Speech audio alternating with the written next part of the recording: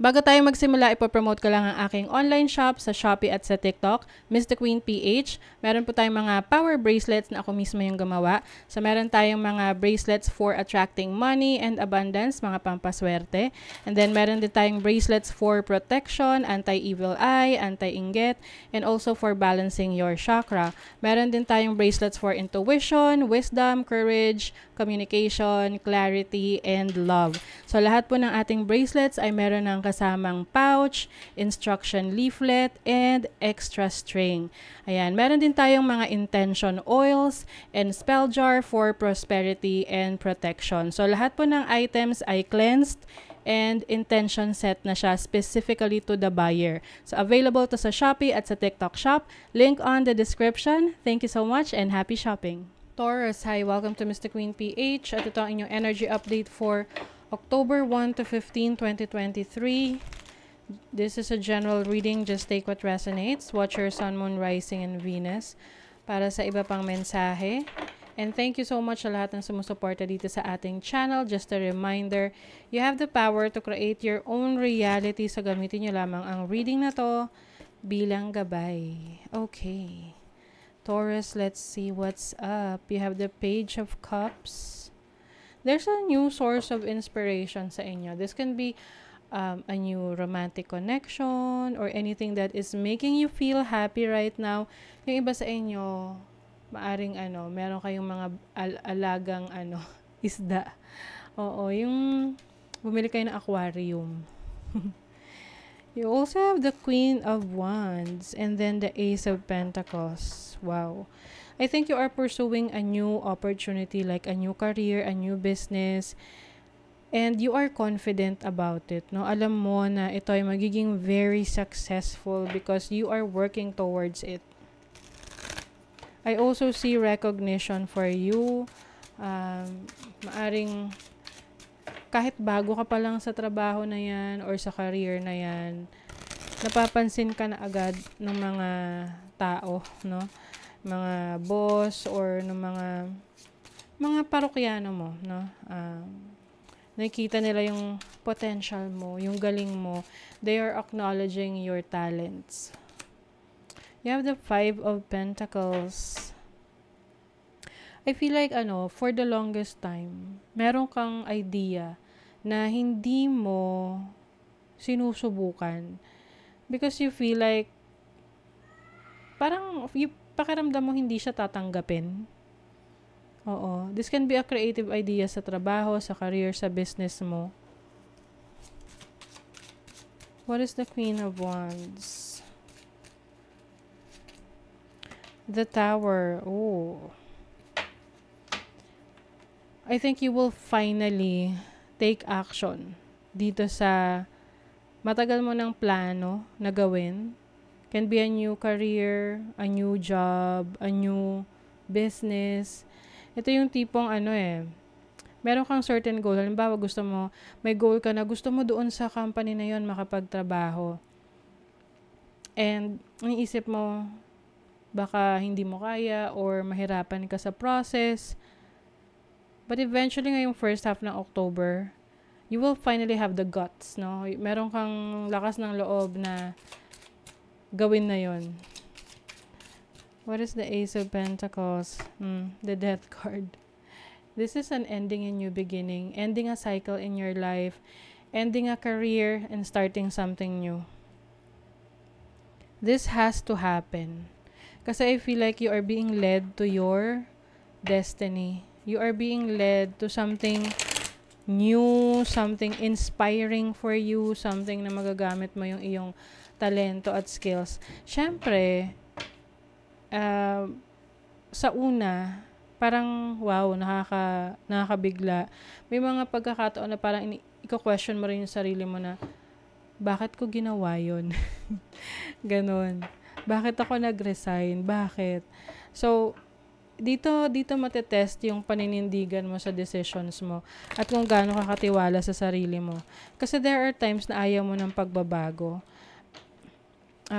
Minsan nagiging uncomfortable ka sa mga pagbabago na yan kasi may times na ayaw mo magsimula muli eh. 'Di ba? Nakakapagod rin naman kasi na magsisimula ka na naman, bagong trabaho, bagong mga kaibigan, katrabaho, bagong environment. Alam mo yun? But in order for us to grow, kailangan talagang may change. And every time na may change, you really need to start somewhere. No? Meron talagang simula. So, sa money, career, finances, diba, may advancement. Whatever this is na pagbabago sa career, sa finances mo, especially sa career mo, ito ay paraan para umangat ka.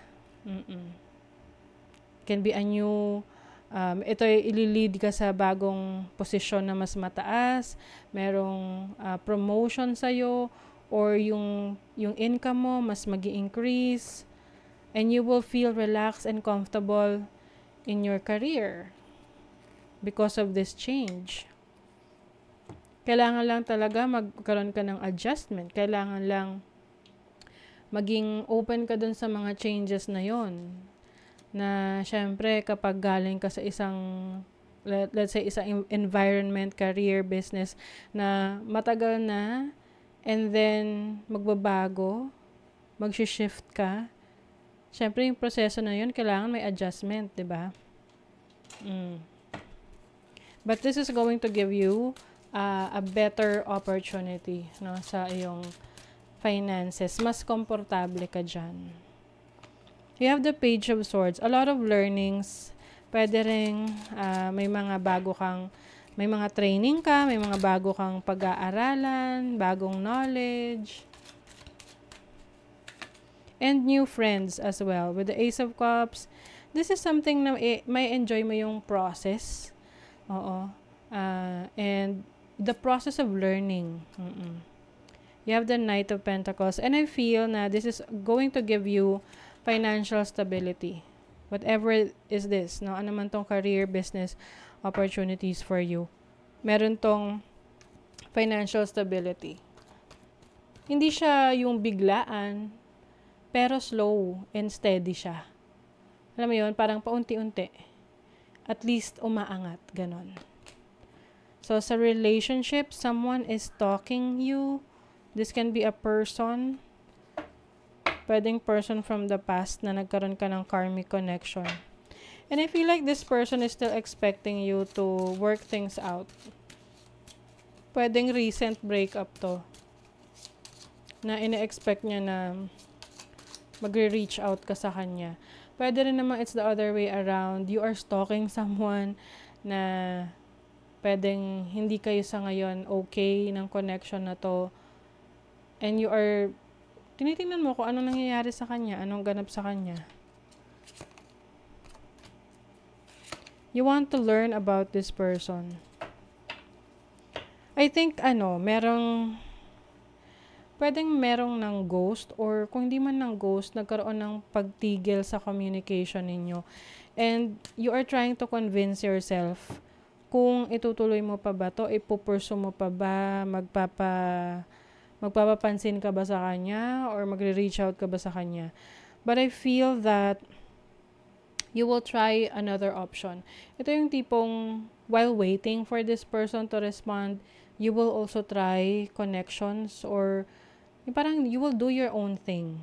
But still, at the back of your mind, you are still not over this person. Parang andun pa rin, parang gusto mo pa rin siyang, parang you still care about this person. Kasi diba when we stalk other person, we care about that person. Technically, kasi gusto natin malaman kung ano nangyayari sa kanya, diba? So, some of you ganun. Parang this can be a person na hindi naging maayos yung ending ng relationship ninyo. And you are still interested in knowing what's going on sa buhay nun. You are the image maker. What you focus on manifest. What thought pattern do you need to shift? Ayun na. This is about how you think. Kung ano yung iniisip mo, yun yung mamamanifest mo. So, kung iniisip mo, you're going to be very successful in your career. So, definitely, yun yung mamamanifest mo. Okay? But, if you are still thinking about this person, na naging cold na sa'yo or hindi na niya na ibibigay yung expectations mo, then, ano yung mamamanifest mo? 'Di ba? Mahirap i-manifest ang taong umiiwas. Okay? So, that is your reading, Taurus. Kung nagustuhan nyo ito, naka-resonate kayo, mag-comment kayo dyan, like, share, subscribe para lagi kayong updated sa ating mga readings. Thank you so much, Taurus. See you again.